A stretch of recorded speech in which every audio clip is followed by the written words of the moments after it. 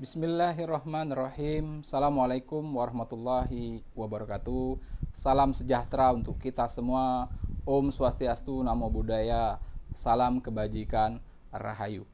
Perkenalkan, nama saya Reddy Firmansa. Saya adalah salah satu dosen pada program studi ilmu hukum, Fakultas Hukum, Ilmu Sosial dan Ilmu Politik, Universitas Terbuka, dengan nomor NUPTK 9838764665137022. Pada kesempatan ini izinkan saya untuk memaparkan unjuk kerja pada Dharma Pengajaran dalam program Sertifikasi Dosen Gelombang 1 tahun 2025. Saya akan memaparkan materi untuk mata kuliah Teori Kriminologi dengan kode SOSI 4302. Adapun tujuan dari kegiatan pembelajaran adalah agar mahasiswa mampu menjelaskan gejala-gejala kejahatan yang terjadi dalam kehidupan masyarakat dan memilih teori yang akan diterapkan dalam menganalisis masalah-masalah kejahatan yang terjadi di tengah-tengah masyarakat. Adapun deskripsi dari mata kuliah ini adalah untuk membekali mahasiswa dengan kemampuan memahami konsep-konsep yang relevan untuk menganalisis kejahatan, penjahat, reaksi sosial terhadap kejahatan dan penjahat, serta kedudukan korban kejahatan yang sering menjadi masalah sosial dalam masyarakat. Adapun mata kuliah ini memiliki relevansi dengan mata kuliah hukum pidana, viktimologi, penologi, dan sosiologi hukum. Prasyarat untuk mengikuti mata kuliah ini adalah untuk mahasiswa yang sudah lulus mata kuliah pengantar teori ilmu hukum, pengantar hukum Indonesia, dan hukum pidana. Mata kuliah teori kriminologi akan ditempuh oleh mahasiswa yang sudah duduk di semester 5. Sedangkan untuk beban SKS untuk mata kuliah kriminologi ini adalah 3 SKS. Adapun cakupan materi dalam materi perkuliahan teori kriminologi yang terdiri dari 9 modul. Modul 1 berbicara tentang ruang lingkup studi kriminologi, di mana pada modul 1 nanti akan membahas tentang pengertian kriminologi, kemudian objek studi kriminologi, perhatian kriminologi dengan ilmu lain mengenai kejahatan dan penjahat, serta keterkaitan kriminologi dengan ilmu bidang lainnya. Kemudian pada modul 2 kita akan berbicara terkait dengan kejahatan serta arti dan status penjahat. Dalam modul 2 kita akan berbicara tentunya tentang definisi dari penjahat, relativisme kejahatan, arti dan status penjahat. Kemudian pada modul 3 nanti akan membahas terkait korban kejahatan, kedudukan korban dalam sistem peradilan pidana, dan resiko viktimisasi. Pada modul 4, kita akan berbicara tentang reaksi sosial terhadap kejahatan dan penjahat. Nanti akan kita bahas terkait dengan reaksi represif dan preventif, reaksi formal dan informal. Pada modul 5, kita akan membahas terkait dengan mazhab-mazhab dalam kriminologi. Ada penggolongan ajaran etiologi kriminal. Kemudian kita juga nanti akan berbicara terkait mazhab-mazhab yang ada pada kriminologi, mulai dari aliran klasik hingga kritis. Pada modul 6, kita akan membahas terkait bagaimana lingkungan sosial dan kejahatan. Ada teori zona konsentrasi, ada teori tempat kejahatan dan aktivitas rutin. Pada modul 7, kita akan membahas terkait struktur sosial dan kejahatan, di mana di situ ada teori struktur sosial, kejahatan tertentu dalam konteks struktur sosial. Pada modul 8, kita akan berbicara tentang proses sosial dan kejahatan. Pada modul 8 kita akan berbicara terkait proses sosial dan kejahatan, di mana pada modul 8 kita akan berbicara terkait teori belajar sosial, teori kontrol sosial, dan teori labeling. Dan terakhir pada modul 9 kita akan berbicara terkait dengan konflik sosial dan kejahatan, yang dimana di situ kita akan berbicara perspektif konflik dalam sosiologi, teori konflik kebudayaan, dan terakhir adalah konflik kelas sosial dan kejahatan. Untuk mengikuti kegiatan pembelajaran di Universitas Terbuka, mahasiswa UT diberikan pilihan dalam mengikuti layanan bantuan belajar. Layanan bantuan belajar yang pertama adalah tutorial online yang bersifat asinkronus. Artinya, interaksi antara dosen dan mahasiswa dilakukan tidak pada waktu dan ruang yang sama. Jadi, mahasiswa dan tutor atau mahasiswa dan dosen diberikan waktu yang fleksibel dalam berinteraksi, kapanpun dan dimanapun. Sedangkan untuk layanan tutorial tatap muka dilaksanakan secara langsung. Artinya antara mahasiswa dan dosen berada pada waktu dan ruang yang sama. Untuk dosen internal Universitas Terbuka, kami diberikan kewajiban untuk mengampu mata kuliah ampuhan dengan menggunakan skema tutorial online, di mana antara dosen atau tutor dengan mahasiswa berinteraksi melalui aplikasi learning.ut.ac.id. Semua aktivitas kegiatan pembelajaran melalui platform tersebut. Di dalam platform tersebut terdiri dari 8 kali inisiasi. Dalam setiap inisiasi berisi konten-konten berupa kegiatan pembelajaran, diskusi, kemudian pemberian tugas. Untuk pemberian tugas diberikan pada saat sesi 3, 5, dan 7. Sedangkan untuk kegiatan diskusi dilakukan di setiap sesi, mulai dari sesi 1 sampai dengan sesi 8. Jarak waktu antar sesi dimulai dari hari Senin sampai dengan hari Minggu. Untuk penilaian, komposisi nilai tutorial didapatkan dari 20% kehadiran, 30% dari nilai diskusi, dan 50% dari pengerjaan tugas, di mana tugas akan diberikan pada pertemuan 3, 5, dan 7.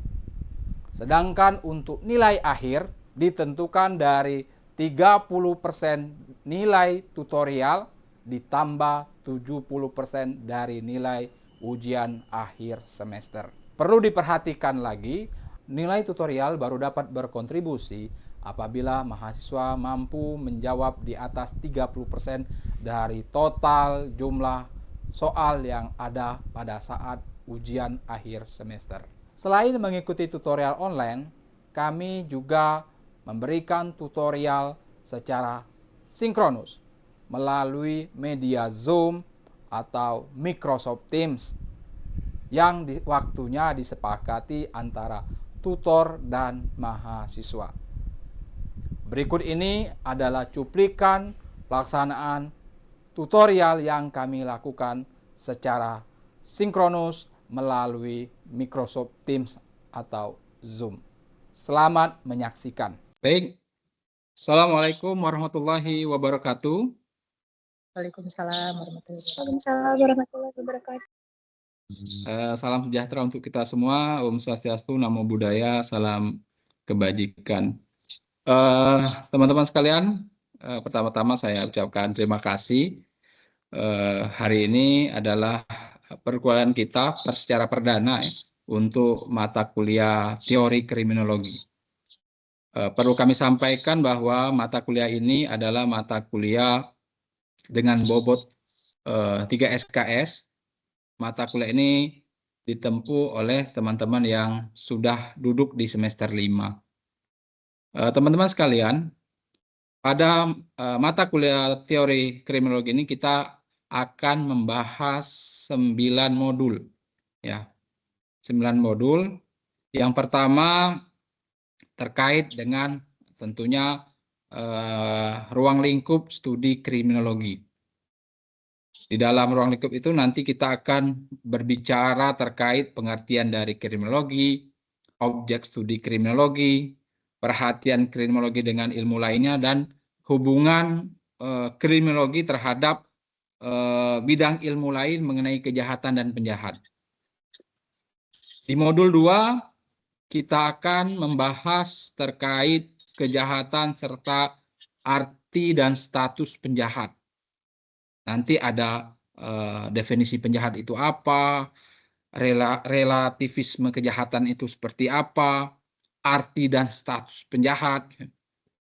Kemudian pada modul 3 ada pembahasan terkait dengan korban kejahatan.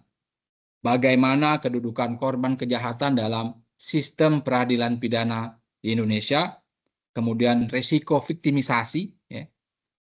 Kemudian di modul keempat, nanti kita akan membahas terkait reaksi sosial terhadap kejahatan dan penjahat. Bagaimana reaksi represif, ada juga bagaimana reaksi preventif, reaksi formal dan informal. Di modul 5, nanti kita akan membahas tentang mazhab atau aliran-aliran di dalam kriminologi. Ada penggolongan ajaran etiologi kriminal itu seperti apa. Ada mazhab-mazhab kriminologi, mulai dari aliran zaman klasik sampai dengan mazhab kekinian atau mazhab kritis. Di modul 6, nanti kita akan berbicara terkait lingkungan sosial kejahatan, ada teori zona konsentrasi, kemudian teori tempat kejahatan dan aktivitas rutin. Kemudian di modul 7 ada struktur sosial dan kejahatan, di mana pada modul 7 kita akan membahas teori struktur sosial, kejahatan tertentu dalam konteks struktural sosial itu seperti apa. Di modul 8 akan ada pembahasan terkait proses sosial dan kejahatan. Ya. Ada teori belajar sosial, kemudian teori kontrol sosial, dan terakhir adalah teori labeling. Nah, di modul penutup, modul 9, kita akan berbicara terkait konflik sosial dan kejahatan. Nanti ada perspektif konflik dan sosiologi, teori konflik budaya, teori kelas sosial, dan kejahatan. Nah, teman-teman sekalian, pada mata kuliah teori kriminologi ini, ya, kita ada 15 kali kegiatan pembelajaran. Jadi totalnya ada 15 kegiatan pembelajaran, di mana 8 kali kegiatan pembelajaran dilakukan secara tutorial melalui mekanisme yang diberikan oleh UT berupa layanan bantuan belajar. Perlu kami sampaikan di depan bahwa layanan bantuan belajar ini baru bisa berkontribusi apabila teman-teman mampu menjawab benar pada saat ujian semester sebanyak minimal 30% dari total seluruh nilai pertanyaan di saat ujian semester. Apabila teman-teman tidak bisa mencapai atau di bawah 30%, maka nilai bantuan belajar ini tidak dapat berkontribusi. Jadi silahkan dimaksimalkan proses belajarnya, upayakan teman-teman mampu mendapat nilai ujian di atas 30%. Baru nilai tutorial ini dapat berkontribusi. Oke, pada sesi yang pertama ini kita akan membahas modul 1, teman-teman. Di monitor teman-teman sudah tampil tidak materinya? Halo? Ya, sebentar, Pak. Apakah sudah tampil? Belum, Pak. Sudah ada judulnya baru, Bapak. Oke, pada pertemuan pertama ini kita akan membahas modul 1 ya, terkait ruang lingkup dari kriminologi. Ya. Jadi teman-teman, pengerti apa itu kriminologi?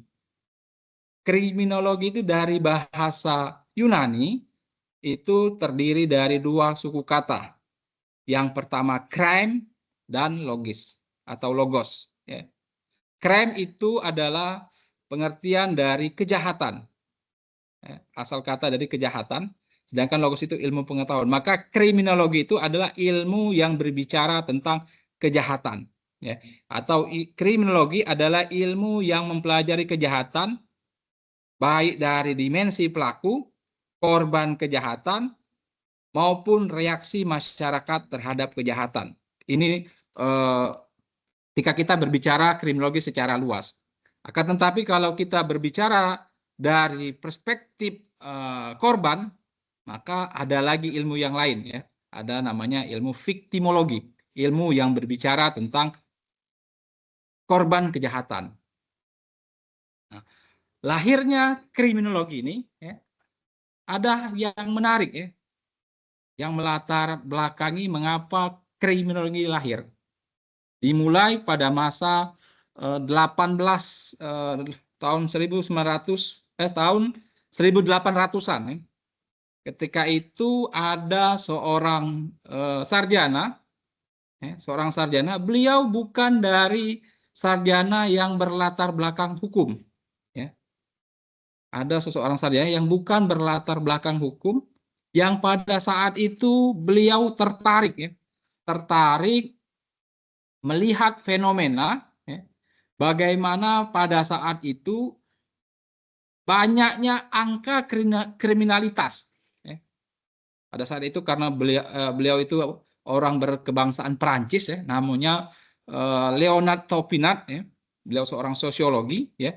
Beliau mengamati fenomena sosial ya, di mana pada saat angka kriminalitas itu tinggi.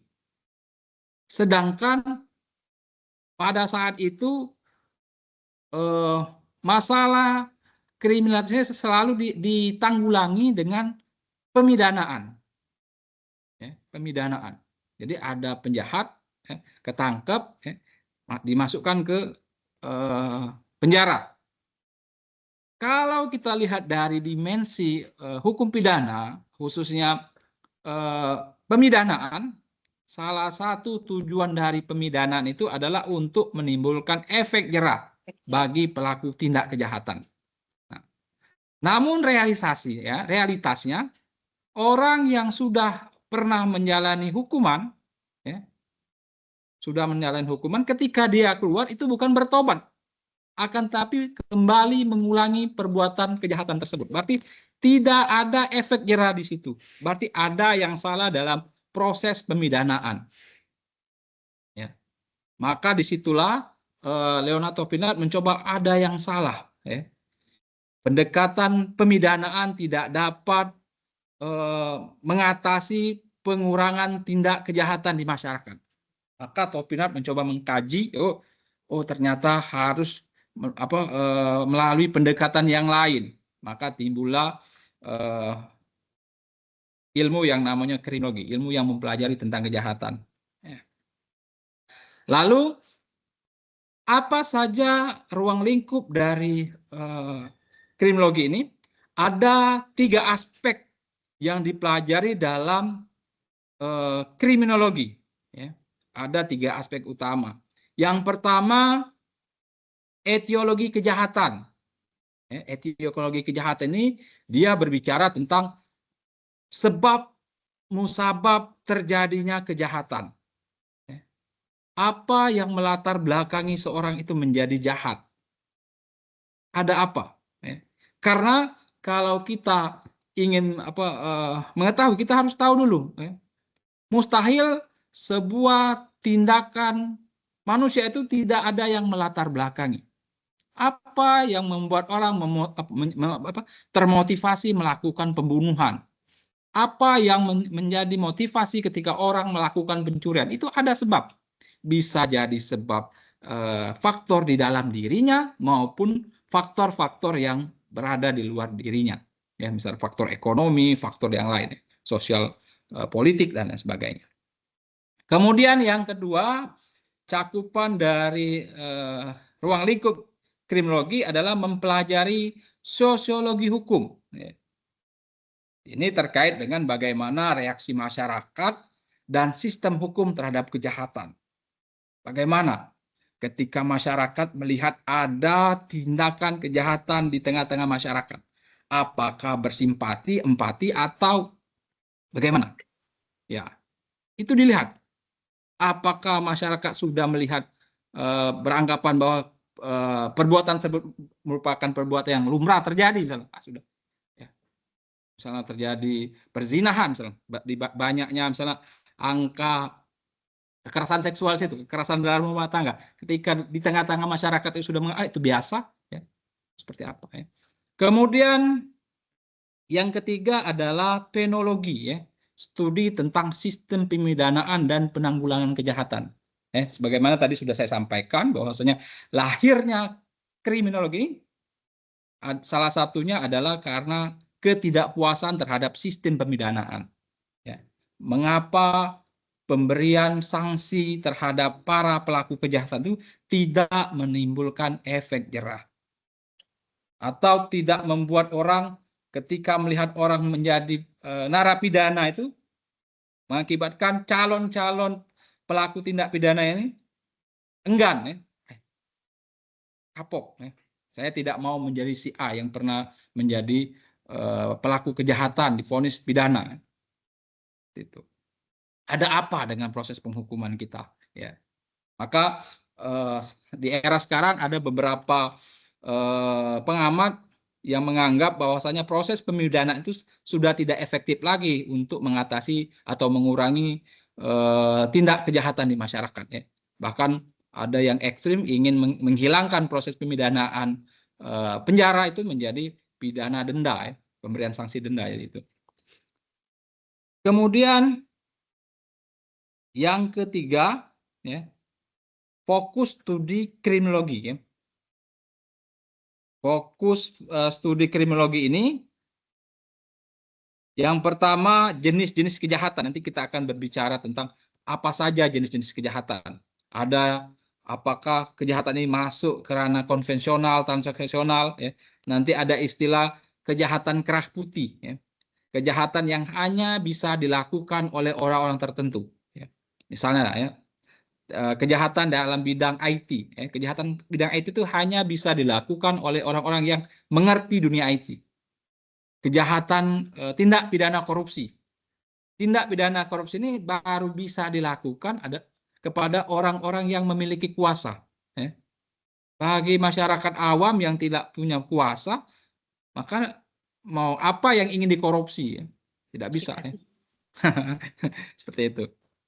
Kemudian yang kedua, profil pelaku kejahatan. Ya. Fokusnya bagaimana latar belakang pelaku kejahatan.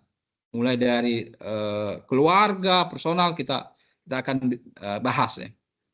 Apa yang ada pada diri pelaku, apa yang melatar belakangnya. Ya. Kemudian korban kejahatan, siapa yang menjadi korban? Apakah benar dia menjadi korban? Apa justru dia yang membuat sebuah tindak kejahatan itu terjadi? Ya. Ada beberapa faktor yang mempengaruhi apakah seorang itu bisa menjadi korban kejahatan. Kemudian ada faktor sosial, ekonomi, psikologi penyebab kejahatan. Ya. Bagaimana faktor ekonomi, ya, orang bisa melakukan kejahatan, ya. Faktor psikologi dan lain sebagainya. Kemudian efektivitas kebijakan hukum pemidanaan. Kemudian yang selanjutnya adalah pendekatan. Ada beberapa pendekatan yang dilakukan oleh kriminologi dalam menganalisis suatu peristiwa tindak kriminal, ya. Bisa dilakukan pendekatan melalui biologis, ya. Bagaimana, kemudian pendekatan psikologis, ya, yang mempelajari tentang psikologi seseorang, ya.